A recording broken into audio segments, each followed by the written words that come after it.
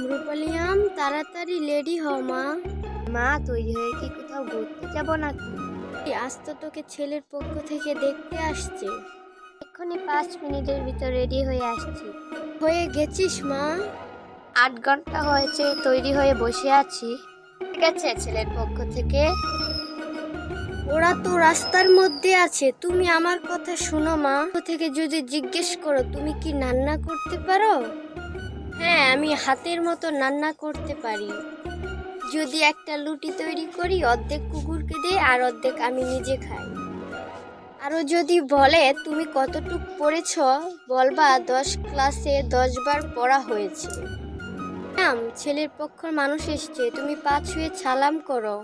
বেঁচে থাকো মা, আপনার মেয়ে তো বেশ সংস্কারী আছে বটে। তা কিছু প্রশ্ন করতে পারি? হ্যাঁ, যদি কোনো সংকোচ থাকে তাহলে জিজ্ঞেস করতে পারো। আর ও তো আপনার মেয়ের মতোই। আরে মেয়ে, তুমি কতটুক পড়ালেখা করেছো? 10 ক্লাসে 10 বার পড়া হয়েছে, আরো এক্সট্রা ভাবে পড়া হয়েছে। স্কুলে ভাবে স্টুডেন্ট অ্যাওয়ার্ড পেয়েছি। আচ্ছা মেয়ে, তুমি রান্না করতে পারো?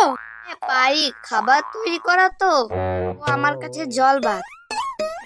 একখানা রুটি তৈরি করি, অর্ধেক কুকুরকে দেই, অর্ধেক আমি নিজেই খেয়ে ফেলি। দেখেন বিয়েন, আপনার মেয়ে খুব সংস্কারী এবং গুণবতী মেয়ে আছে বটে। আমার তরফ থেকে সম্পর্ক পাকা।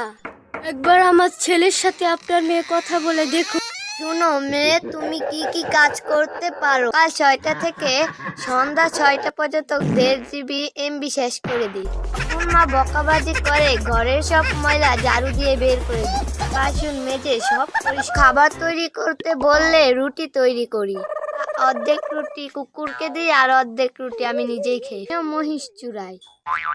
সকাল সকাল গরু মহিষের গোবরগুলো পরিষ্কার করে দিই। গরু মহিষগুলো নিয়ে সারাদিন মাঠে চড়াতে থাকে। তো পায়ের অবস্থা কি? আমার তরফ থেকেও রাজি আছি। যদি রাজি থাকো বলো, তাহলে একটা ভালো দিন দেখে বিয়ে হবে।